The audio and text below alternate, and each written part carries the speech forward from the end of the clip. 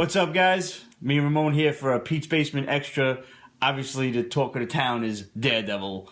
If you haven't finished watching it by now, really, what are you doing? Seriously. I understand you try to ration the shit out, but after a while, you're just sitting there with that one more mentality. And by the time, then, look at that, the sun's coming up, and you're finished. Yeah. It's only 13 hours. So it is. You should finish it in like 3 days, probably.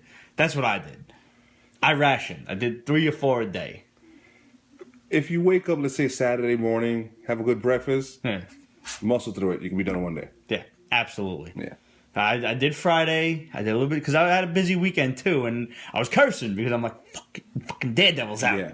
So I wound up finishing the shit at 2 a.m. Sunday right before work today. It was driving me crazy because I wanted to reach out to you, but I don't know you haven't watched it yet. Yeah. I reached out to Steve. He hasn't even started watching it, and I made him start watching it. It was just like, fuckity fuck. What a great show, man.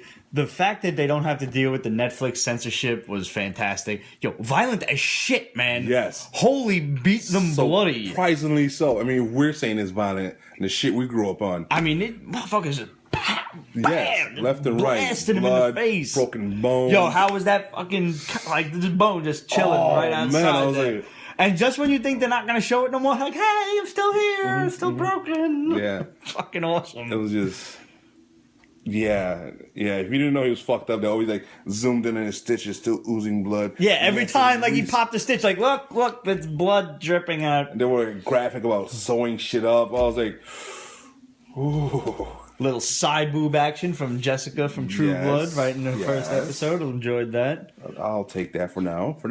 Mm-hmm. But, any complaints? I don't think so. I have one minor little OCD shit. I wish he'd fucking shave. that was it? Between him, Arrow, there's too much fucking stubble going around in the superhero universe. Other than that, that's fine. That is a very minor complaint. Extremely minor. I freaking loved it. Let's talk a couple of, not spoilers, but Easter eggs. Like shit that was going on in the background. Melvin Potter's workshop was probably the biggest one. Yeah. Apparently there was Stiltman's legs in there somewhere. I didn't see that. I need to see that again. And I have yet to see a still online of it too. So I'm waiting to catch that. Yeah, I need to just... watch it again. Caught the blueprints for the buzzsaw. Mm-hmm. Even before when he threw the buzzsaw at him, I was like, oh, there we go. Nice, yeah. I like that actor too. He usually plays like a tough guy, and I'm sitting there watching. I'm like, ain't Melvin like retarded? Yeah, he's supposed to be. Yeah. And then he's like, you're not supposed to be here. And I was like, okay, yes. But then you see him as his violent side. Yeah. Like the crazy. He's like schizo too or something, right? Is he? No, he's just slow on certain things. Right. But he's obviously brilliant when it comes to others. Right. And like the way they connected it via Kingpin. Brilliant. Loved how he made the suit. Yeah. Spoiler. Sorry, guys. Yeah. Didn't mean it. Shit happens. He should be finished by now. Yes, he should. It was just freaking awesome. Vanessa was, I think, the surprise star. Yes, absolutely. We expected so many people to shine, period. But First of all, they finally gave us her maiden name. That was introduced in the show. That's pretty wild, man. That's like some rogue real name shit from the original X-Men movie. Mm-hmm. They could have avoided her, period. In this. They could have. But it grounded the Kingpin so well because you really started to... Like, he wasn't just a maniac. He was a guy who was driven. Like, he thought what he was doing was the right thing. Mm-hmm. And that's the mark of a good villain, is he doesn't think he's the villain. Yeah. He is trying to make his community better he's got a bad way of doing it. Doom. Yeah. He's fucking D'Onofrio was amazing as the Kingpin. Like, not only did you feel for the character, like when he was talking to Vanessa and like even like he would just go from being the suave, cool businessman with the cool demeanor to absolutely enraged, flip the fuck out. Yeah. Like when he was talking to the owl or Leland Owlsley in this case, because granted, I think they're going to bring his son in because remember they mentioned him, right? I think he'll be the owl because obviously he can't be.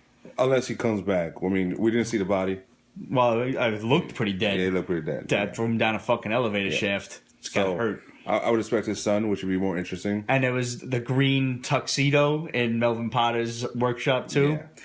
But like when he was threatening him, and I got the guy who's gonna flip on you if I don't check in. So I was like, are we okay? And he's like, no, I don't think we are. You tried to hurt Vanessa, and then he just beats the shit out of him. Fucking great. Like he was really the star of the show for me.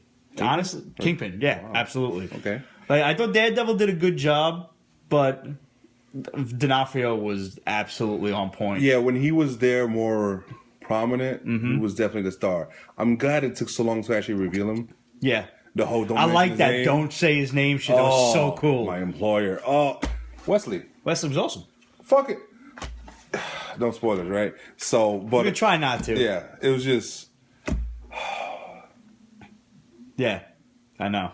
And then the other, the Kingpin's group, Gao, the Chinese and the heroine, Nabu with the Japanese. Yeah. The with Russians. The hand and shit. Yeah, spoiler. That is so the fucking hand. They're trying to buy like a whole block. I like how they just briefly threw, the reference in with the red ninja costume and shit at this point. They're like, the Daredevil fans will know that's the fucking hand. That's the hand, hands down. But everybody else like, okay, this dude's just a fucking straight up ninja because he's Japanese. And when they mentioned that Kingpin's actually afraid of him and his people. Right. Who else would he be afraid of? Yeah. And why? And which is so promising because eventually the Kingpin does take over with a hand. Mm-hmm. So that's like season 3, season 4, guaranteed. Because I don't see this shit ending. No. Season 2 is already in the works. We got Bullseye and Elektra coming. Mm-hmm. They briefly mentioned the hot Greek girl that he dated in college. So it's already happening. And that. You pointed out something real cool to me because when Ramon and I started texting, this afternoon and everything, mentioned the old lady, and Madame Gao, I think her name was, and she beats the shit out of fucking Matt just with that like bang one shot, and then she disappears. Yeah, I thought she was like an Inhuman. That was my first thought. I thought, wait, she's a mutant? No, because she says something to Leland Owlsley. He's like, I'm going to go to my homeland. He's like, you're going to China? And she's like, it's considerably further than that. And I'm like, oh, God, she's going to Adelon. Yeah. You had a better idea. Craig Rippon sent me an image of... popping that shit up on screen right now of the Steel Serpent from Iron Fist, who's one of the bad guys. Yeah, and... he had a big old steel tattoo in his chest. The same brand that was being put on all the heroin packages. Right. And I'm like... this bitch is from Kunlun. Yeah. Which is still considerably further than China. Yes. Which is awesome. Mystic realm. Yeah, absolutely. Way to start already tying the series together. Yep. As it is, this is all connected in the Marvel universe because... everything had to do with Avengers. The Kingpin's taking advantage of all the property destruction left over by the Chitauri invasion. Which, Hell's Kitchen is not the shithole that it used to be back in the 80s and everything. I had one of my friends ask me, why was it named Hell's Kitchen? I said, because it was a fucking shithole. Yeah. Like, 70s and 80s, you didn't want to go down that way. No, there was horrible stories about... But now they explained it away that, okay, it's in the wake of the devastation from the Avengers, the alien attack and everything. So, okay, there's a lot of crime running around. So, okay, cool. If you look in the background of Ben Urich's office, there's a whole bunch of news articles referencing the Avengers. There was one, Rage in Harlem, which referenced the Incredible Hulk. There was another one I heard, I haven't seen it yet, hoping for some stills going, people. Mafia shooting in Central Park. Damn, I didn't see that. Me neither. I only heard. So, guys, if you have seen this, please drop us a line and let us know. questions@peachbasement.com or just throw an image up on Twitter or Facebook or whatever and add us at Peach Basement so we can see it. Just drop a still on your Instagram. So, yeah, because we really want to fucking see that shit. Yeah. And we will repost it and we will give you credit for it always. Yeah, of course. You know what? I do have one minor complaint about it. While we're being picky. Yeah, that's what it is. It's so good you have to. Yeah, now I'm going to be asshole nitpicky. To find shit. Charlie Cox did a great job as Daredevil. I'd like to know how many of his own stunts he did. The choreography was astoundingly beautiful. Yeah. just the fight scenes were like 10, 15 minutes long. Yeah. It was unbelievable. Like just when you think it's gonna end, it don't end. And there were so many in one episode. Dude's not going down with that typical 1-2 punch kick shit that they do in every other movie. Like they're sitting there fucking like, and doing all this shit. Yeah. And I understand maybe they did it on purpose, but because he has the radar sense and everything, but motherfucker's blind. He's looking dead at you every time. Like you're talking to him and he's like, yeah, how you doing? Whereas Stick did blind perfectly. Yeah. Dude's just, his eyes are nowhere and everywhere at the same time. Like he's just looking around.